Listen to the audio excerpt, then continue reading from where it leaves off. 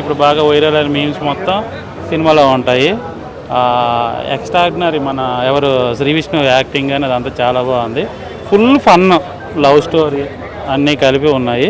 బాగా ఎంజాయ్ చేయొచ్చు, యూత్కి బాగా కనెక్ట్ అయ్యే సినిమా. ఏం చెప్తారు సింగిల్స్కి? ఏం చెప్తారు సింగిల్స్ సినిమా చూసిన? సింగిల్స్ కోసం ఎవరు ఏం చెప్పరు, సింగిల్స్ మింగిల్స్ అవ్వాలనుకుంటారు. కానీ ఫైనల్గా చూడడానికి చాలా బాగుంది. సింగిల్గా ఎవరు నాకు తెలిసి ఉండడు, ఎవరో కొంతమంది ఉంటారు. నువ్వు నేనైతే అసలు ఉండలేము. అదే ఆగ్రహస్వామి మాట్లాడేటప్పుడు మధ్యలో మైక్ అవునే కష్టం అన్నాయి. సో అరే నేను మాట్లాడేది అప్పుడప్పుడు వాల్యుబుల్ మాట్లాడరా, నువ్వు వచ్చి మధ్యలో బ్లాక్ ఇచ్చేయి. చెప్పు. హీరోయిన్స్ చాలా బాగున్నారు, సినిమా చాలా బాగుంది, ఫుల్ ఎంజాయ్ చేయొచ్చు.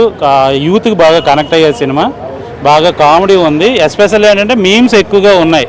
మనం రోజు చూసే మీమ్స్ ఏవైతే ఉంటాయో అవన్నీ ఉన్నాయి. సో బాగా ఎంజాయ్ చేస్తారు, అవన్నీ చూసినంతసేపు కూడా మనకు అవన్నీ గుర్తొస్తాయి.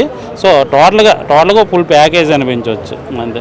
అంటే మనకి అప్పట్లో రాజేంద్ర ప్రసాద్ గారు ఎలా అయితే ఇద్దరు అమ్మాయిలు మేనేజ్ చేయడానికి ఎలా అయితే ఉంటుందో ఆ విధంగా ఇక్కడ శ్రీ విష్ణు గారిది ఉంది.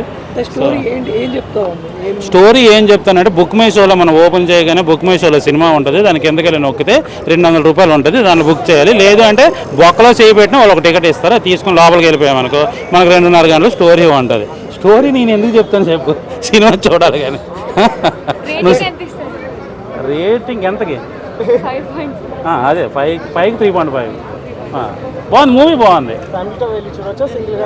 మొన్నేవో వచ్చే బూతుల సినిమాలు కదా, ఇందులో ఒక బూత్ కూడా లేదు స్వామి. చాలా నీట్గా క్లీన్గా ఉంది. ధైర్యంగా అమ్మని అక్కల్ని అందరిని తీసుకొని వెళ్ళొచ్చు.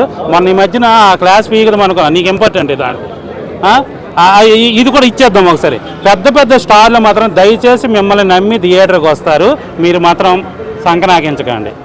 డైరెక్ట్గా చెప్తున్నా, వెంకటేష్ గారు, నాని గారు, మీరు నిజంగా చెప్పాలంటే మీరు యూనివర్సల్ స్టార్స్. దయచేసి ఆ దిక్కుమాలిన పని మాత్రం ఇంకోటి చేయకండి. అవి పెడితేనే జనాలు వస్తారంటే మీరు రిటైర్డ్ అయిపోయండి. ఎందుకంటే మీకు స్కోప్ ఉంది, మీకు లైఫ్ ఉంది. మీరు ఏ దరిద్రమైన సినిమా తీసినా థియేటర్కి వచ్చి చూస్తారు.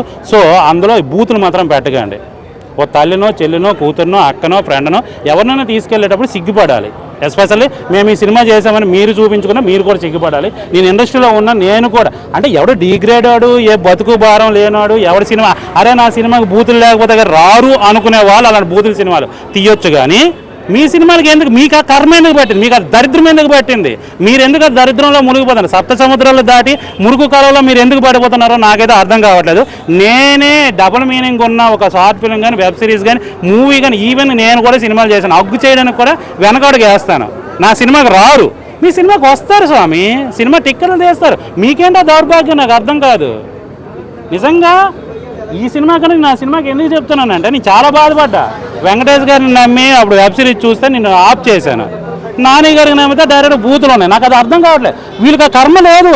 నాకు తెలిసి వీళ్ళు నిజంగా ఎక్కడో ఉన్న స్టార్లు ఎందుకు దాన్ని ఏమంటారు, పందులు ఇలా పెంట తిన్నట్టుగా ఎందుకు తింటారు? వాళ్ళు సింహాసనం మీద కూర్చున్న సింహాలు. మీరు పెంట తినే పందుల్లో మాత్రం మీరు చేయకండి.